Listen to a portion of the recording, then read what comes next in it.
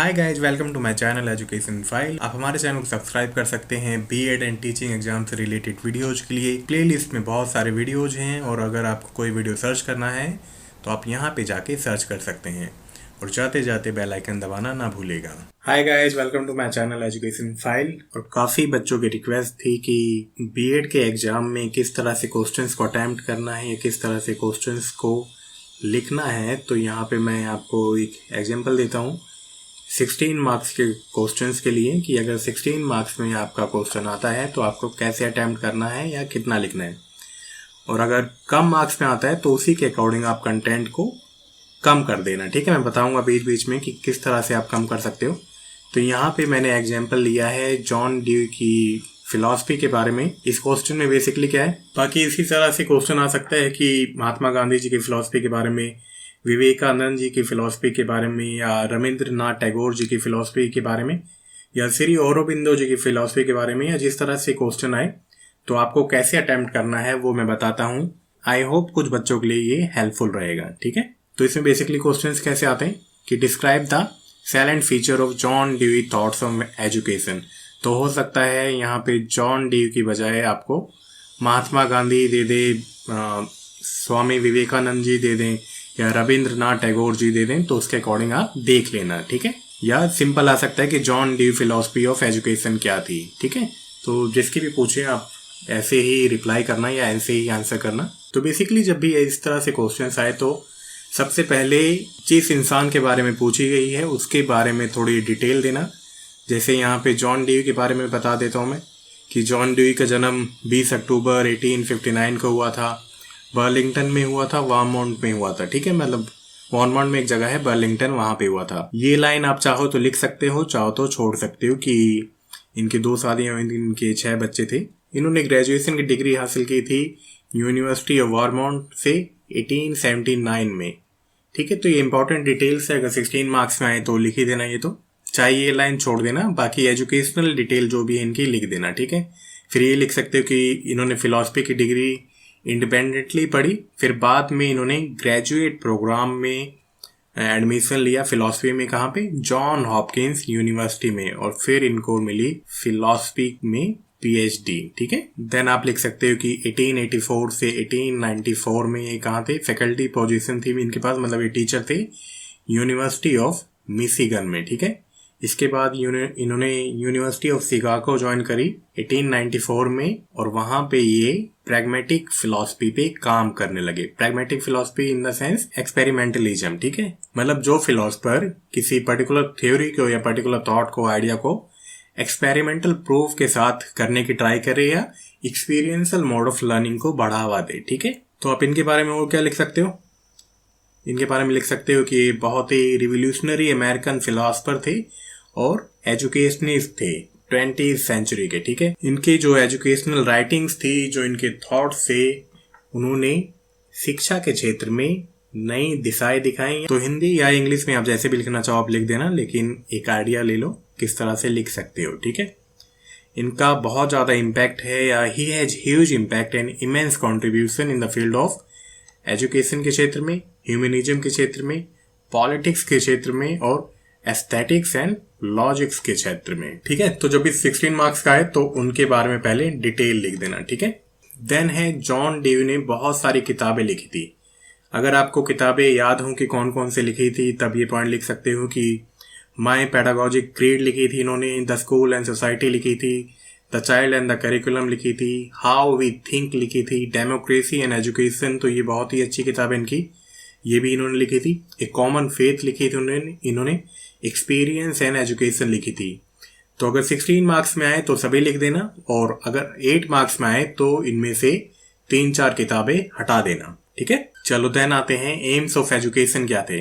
तो जब भी किसी की फिलॉसफी पूछता है, चाहे वो महात्मा गांधी की, रविंद्रनाथ टैगोर जी की, या किसी की भी, तो सभी के कुछ एम्स ऑफ एजुकेशन है, तो आप ये लिख देना उसके बाद। तो इनका एम ऑफ एजुकेशन क्या था? सोशल एफिशिएंसी थी, एजुकेशन फॉर डेमोक्रेटिक वैल्यूज थी, कल्चरल डेवलपमेंट था, एजुकेशन इज एक्सपीरियंस था, ट्रेनिंग फॉर प्रॉब्लम सॉल्विंग था, और इनका व्यू था कि एजुकेशन कैसा होना चाहिए, थ्योरी प्लस प्रैक्टिकल वर्क होना चाहिए जिसमें, ठीक है। तो अगर 8 मार्क्स में आए तो केवल इन पॉइंट्स को लिखना, ठीक है, इनको एक्सप्लेन मत करना। Getting my point? केवल इनको लिख देना और बस यहां तक लिख देना, ठीक है। लेकिन अगर 16 मार्क्स में आए तो फिर आप थोड़ा इनको एक्सप्लेन कर देना। जैसे सोशल एफिशिएंसी में क्या कहते थे, ये कहते थे कि schools are the model of small society, कि स्कूल्स क्या है, स्मॉल सोसाइटी की तरह है। तो स्कूल्स को बच्चों को क्या पढ़ाना चाहिए, लर्नर्स को क्या पढ़ाना चाहिए, वैल्यूज समझानी चाहिए, उन्हें एटीट्यूड समझाना चाहिए या सिखाना चाहिए। जो भी सोसाइटी में प्रॉब्लम्स हैं उनके बारे में बताना चाहिए और उन प्रॉब्लम्स को कैसे आप टैकल कर सकते हो। ये क्या है, एजुकेशन का एम था जॉन ड्यू के अकॉर्डिंग, ठीक है। देन ये डेमोक्रेटिक वैल्यूज पे बहुत बातें करते हैं। तो ये क्या करते हैं, ये क्या चाहते हैं कि लर्नर्स क्या है, डेमोक्रेसी का पार्ट हो और एजुकेशन ऐसी फील्ड है या ऐसी चीज है जो कि डेमोक्रेसी बनाने में या एनहेंस करने में बहुत ही ज्यादा बड़ी भूमिका निभाती है, ठीक है। और एजुकेशन से क्या है, हम ये भी सीखते हैं कि सभी लोग इक्वली इंपॉर्टेंट हैं किसी भी देश के लिए या किसी भी समाज के लिए, ठीक है। तो जिस तरह से भी आपको डेमोक्रेटिक वैल्यूज वाला पॉइंट लिखना है आप लिख सकते हो। तो ये सभी पॉइंट्स मैं इसलिए बता रहा हूँ ताकि आपको आइडिया हो जाए। जरूरी नहीं है कि जिस तरह से मैं एक्सप्लेन कर रहा हूँ उसी तरह से आप भी एक्सप्लेन करो, ठीक है। आपके मन में उस टाइम जो भी थॉट्स आए आप लिख देना। बाकी पॉइंट लिखने जरूरी हैं क्योंकि ये इनके बेसिक या बहुत ही ज्यादा इंपॉर्टेंट पॉइंट थे जॉन ड्यू के। चलो देन है कल्चरल डेवलपमेंट। तो कल्चरल डेवलपमेंट के लिए क्या कहा इन्होंने कि एजुकेशन ऐसा होना चाहिए जो कि बच्चे में कल्चर को एनहेंस करे और कल्चर को उसमें सम्मिलित करे बच्चों में, ठीक है, इनकलकेट करे। और ये सबसे अच्छा कब हो सकता है, कल्चर के बारे में हम कैसे बता सकते हैं बच्चों को, थ्रू प्रॉपर एजुकेशन। इसीलिए एजुकेशन या शिक्षा में आप देखते हो स्कूल कॉलेजेस में कल्चरल प्रोग्राम होते रहते हैं। उनका मकसद क्या है, उनका मकसद यही है कि सभी बच्चे अपने कल्चर से जुड़ें और सभी बच्चे अपने कल्चर को बढ़ावा दें। तो नेक्स्ट पॉइंट है एजुकेशन इज एक्सपीरियंस। इसमें क्या कहते हैं, तो as being pragmatist he wanted whole education should be an overall experience of life. इनके अकॉर्डिंग क्या है कि पूरी शिक्षा प्रणाली क्या हो, एक्सपीरियंस बन जाए लाइफ का। केवल इसमें एकेडमिक नॉलेज ही प्रोवाइड करना ना हो, एकेडमिक इन्फॉर्मेशन ही प्रोवाइड करना ना हो, बल्कि शिक्षा के थ्रू बच्चा लाइफ के सभी एक्सपीरियंसेस हासिल करे, ठीक है। अब इस पॉइंट को भी आप अपने अकॉर्डिंग लिख सकते हो। चलो देन है ट्रेन फॉर प्रॉब्लम सॉल्विंग। तो शिक्षा के जरिए हम क्या कर सकते हैं, शिक्षा के जरिए हम बता सकते हैं कि बच्चों को कि जो भी सोसाइटी में प्रॉब्लम है, जो भी समाज में प्रॉब्लम है, और शिक्षा ऐसी होनी चाहिए जो कि इन प्रॉब्लम्स को दूर कर सके। देन होना चाहिए इनके अकॉर्डिंग एजुकेशन क्या है, उसमें थ्योरी भी होनी चाहिए, उसमें प्रैक्टिकल वर्क होना चाहिए, जिसको इन्होंने कहा कि एक्सपीरियंशियल मोड ऑफ लर्निंग या लर्निंग बाय डूइंग होनी चाहिए, ठीक है। तो 16 मार्क्स में आए तो इलैबोरेट कर देना, अगर 8 मार्क्स में आए तो केवल ये पॉइंट्स लिख देना। Getting my point? चलो देन है रोल ऑफ करिकुलम। तो इनके अकॉर्डिंग करिकुलम का क्या रोल है, तो इनकी जो करिकुलम थ्योरी थी वो बेस्ड थी साइकोलॉजी पे, एंथ्रोपोलॉजिकल पे and social philosophical political perspective पे, जो कि बच्चे को क्या ट्रीट करती है, बच्चे को ट्रीट करती है एज एन ऑर्गेनिज्म। और ऑर्गेनिज्म सबसे अच्छा कब ग्रो करता है, जब उसे हर एक जगह से स्टिमुलाई मिलती है या उद्दीपन मिलता है। तो जिस तरह से किसी ऑर्गेनिज्म को स्टिमुलाई मिलता है, उद्दीपन मिलता है, उसी तरह से वो ऑर्गेनिज्म या वो बच्चा या वो इंडिविजुअल ग्रो करता है, ठीक है। चलो देन है पॉइंट 2। तो ये प्रैग्मेटिस्ट थे, एक्सपेरिमेंटलिस्ट थे, और ये सभी कामों को चाहते थे कि एक्सपीरियंशियल मोड ऑफ लर्निंग हो या बच्चे सीखें लर्निंग बाय डूइंग करके। तो करिकुलम कैसा होना चाहिए, जिसमें लर्निंग बाय डूइंग या एक्सपीरियंशियल मोड ऑफ लर्निंग ज्यादा हो। ये चाहते थे कि जो एजुकेशनल स्ट्रक्चर हो उसमें बच्चे का भी ध्यान रखा जाए और करिकुलम का भी ध्यान रखा जाए। इसका मतलब क्या है कि बच्चे की नीड के अकॉर्डिंग और इंटरेस्ट के अकॉर्डिंग करिकुलम को डिजाइन किया जाए, ठीक है। ये कैसा करिकुलम चाहते थे, ये चाहते थे करिकुलम होना चाहिए स्टूडेंट सेंटर्ड या लर्नर सेंटर्ड करिकुलम। ये चाहते थे कि करिकुलम हो इंटीग्रेटेड एक्टिव करिकुलम, जिसमें सभी सब्जेक्ट का आपस में रोल हो, जैसा कि आजकल नई एजुकेशन पॉलिसी में देखा जा रहा है। चलो देन है 6 पॉइंट। इनके अकॉर्डिंग क्या है, करिकुलम फ्लेक्सिबल होना चाहिए और चेंजेबल होना चाहिए as per the need of child, कि चाइल्ड के अकॉर्डिंग भाई करिकुलम को बदला जा सके और चेंज किया जा सके। करिकुलम में सोशल लाइफ की चीजें, सोशल एक्टिविटीज होनी चाहिए, इशूज होनी चाहिए सोसाइटी के भी। आई होप आपको हेल्प हो रही है थोड़ी कि किस तरह से आप अटेम्प्ट कर सकते हो 16 मार्क्स से क्वेश्चन, क्योंकि देखो ये फिलॉसफी वाला पोर्शन तो सभी का है, विवेकानंद जी की, महात्मा गांधी जी की, टैगोर जी की, श्री औरोबिंदो जी की, अब्दुल कलाम जी की। तो जिसकी भी एजुकेशनल फिलॉसफी पूछी जाए तो आप उस क्वेश्चन को इस तरह से अटेम्प्ट कर सकते हो। ठीक है, देखो ये 16 मार्क्स के अकॉर्डिंग है, लेकिन अगर 8 मार्क्स में आए या 4 मार्क्स में आए तो उसी के अकॉर्डिंग आप अपने आंसर को छोटा कर देना, फिर इतना ज़्यादा लिखने की ज़रूरत नहीं है। और इस 16 मार्क्स के अकॉर्डिंग भी बहुत ज़्यादा कंटेंट है, क्योंकि आप ये जो 2 लाइन देख रहे हो यहाँ पे, जब आप ये 2 लाइन लिखने बैठोगे तो आराम से आपकी जो आंसर सेट होगी उसमें 3-4 लाइन या 5 लाइन भर जाएगी। ठीक है, तो जब भी आप आंसर अटेम्प्ट करो तो ये ध्यान रखना कि इतना ही लिखना है जितना उतने मार्क्स के लिए इंपॉर्टेंट है। Getting my point? मतलब ज़्यादा टाइम वेस्ट नहीं करना यार, क्योंकि बहुत सारे क्वेश्चंस होते हैं। मतलब एक इफेक्टिव वे में लिखना। इफेक्टिव वे मतलब कि टीचर को लगे कि बच्चे को पूरी नॉलेज है जॉन ड्यू के बारे में या किसी भी टॉपिक के बारे में। ठीक है, तो टीचर्स रोल क्या था इनके अकॉर्डिंग? इन्होंने कहा कि टीचर एक फैसिलिटेटर होना चाहिए, गाइड होना चाहिए जो कि बच्चों को सही दिशा दिखाए। ठीक है, टीचर को होना चाहिए कंपेनियन, अब चाहो तो आप इसको अलग से भी लिख सकते हो, अलग लाइन बना के, जो कि बच्चों की लर्निंग प्रोसेस को लीड करे, और लीड इस तरह से करे कि बच्चे आज़ादी से अपनी चीज़ों को डिस्कवर कर सकें या अपने इंटरेस्ट की तरफ बढ़ सकें। ठीक है, टीचर को ऐसा होना चाहिए कि जो बच्चों को अच्छे से ऑब्जर्व करे और बच्चों के इंटरेस्ट को पहचाने कि किस तरह बच्चा पढ़ रहा है या बच्चे का किस में इंटरेस्ट है।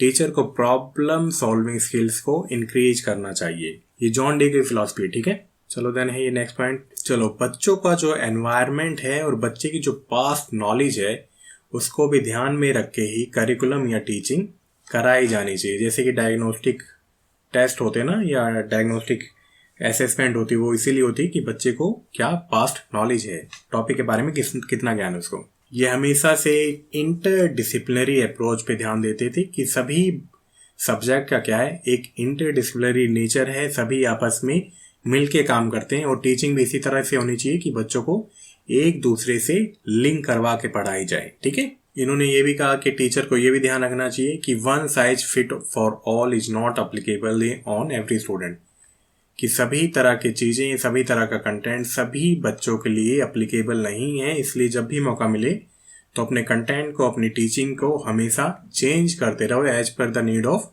Children's aptitude, children former experience या their present experience. Getting my point? ये सभी पॉइंट आप अपने अकॉर्डिंग में लिख सकते हो, लेकिन जॉन ड्यू के हद में रह के। Getting my point? जो भी उनके बेसिक आइडिया थे ना, वहां से आप नहीं भटकने चाहिए। हाँ, आपका वे अलग हो सकता है बताने का। चलो देन है मेथड्स ऑफ टीचिंग। अब मैं बता दूं, अगर 8 मार्क्स में है तो सिंपल ये लिख देना, student centre, project method, learning by doing, group work, demonstration. तो इनके अकॉर्डिंग मेथड ऑफ टीचिंग कैसा होना चाहिए? स्टूडेंट सेंटर्ड होना चाहिए, कि टीचर को लर्नर्स की डिमांड के अकॉर्डिंग पढ़ाना चाहिए या उन्हीं के अकॉर्डिंग सोचना चाहिए। ठीक है, प्रोजेक्ट मेथड इसलिए होनी चाहिए कि ताकि बच्चा डिस्कवरी लर्निंग को एक्सेप्ट कर सके, और डिस्कवरी लर्निंग करेगा तो अपने आप लर्निंग बाय डूइंग हो जाएगी, इसीलिए प्रोजेक्ट मेथड दिए जाते हैं। देन है बिल्कुल लर्निंग बाय डूइंग। तो लर्निंग बाय डूइंग क्या है? पूरा एक्सपीरियंशियल मोड ऑफ लर्निंग है या लर्निंग बाय डूइंग है। और इस तरह की जो टेक्निक है ये सभी सब्जेक्ट्स में अप्लाई हो सकती है। ठीक है, लर्निंग बाय डूइंग सभी में हो सकती है। जैसे इंग्लिश सब्जेक्ट पढ़ाया जा रहा है तो उसमें आप बच्चों को कह सकते हो कि इसी लैंग्वेज में आपस में बात करो या कम्युनिकेट करो।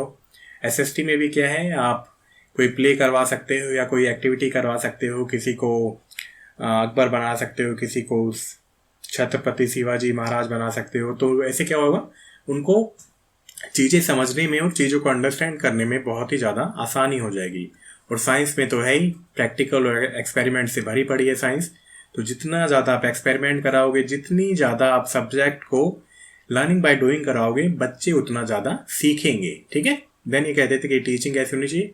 ग्रुप वर्क को एनहेंस करना चाहिए, क्योंकि ये डेमोक्रेटिक वैल्यू या डेमोक्रेसी पे बहुत ज़्यादा ध्यान देते थे या बहुत ज़्यादा महत्व देते थे। तो ये कहते थे कि ग्रुप वर्क को हमेशा एनहेंस करना चाहिए, क्योंकि डेमोक्रेसी से क्या है, बच्चे एक डेमोक्रेटिक एनवायरनमेंट में रहना सीख जाते हैं और एक दूसरे को एनहेंस करते हैं, या खुद की भी जो स्किल्स है उनको भी एनहेंस करते हैं लर्नर। ठीक है, डेमोन्स्ट्रेशन करवाना चाहिए। टीचिंग ऐसी होनी चाहिए जिसमें खूब सारा डेमोन्स्ट्रेशन हो। डेमोन्स्ट्रेशन मतलब है कि मैं आपको पहले ये चीज़ करके दिखाऊँ, फिर लर्नर्स को कहूँ वही चीज़ आप रिपीट करो। और आजकल तो क्या है, डेमोन्स्ट्रेशन के लिए बहुत सारी टेक्निक्स हैं या बहुत सारे आईसीटी टूल्स हैं। मतलब आप किसी को ऑडियो विजुअल एड के थ्रू डेमोन्स्ट्रेट कर सकते हो और बच्चों को कह सकते हो फिर रिपीट करने के लिए, ठीक है। तो ये थी जॉन ड्यूई की फिलॉसफी। इसमें आता है कि इसमें एक पॉइंट आप और लिख सकते हो कि discipline as per the John Dewey. तो ये थी जॉन ड्यूई की एजुकेशनल फिलॉसफी। अगर किसी और की भी एजुकेशनल फिलॉसफी आए तो आप उन क्वेश्चंस को भी इसी तरह से अटेम्प्ट कर सकते हो, और अटेम्प्ट कर सकते हो आप मार्क्स के अकॉर्डिंग, ठीक है। अगर 4 मार्क्स में पूछा है तो फिर इतना ज़्यादा लिखने की ज़रूरत नहीं है।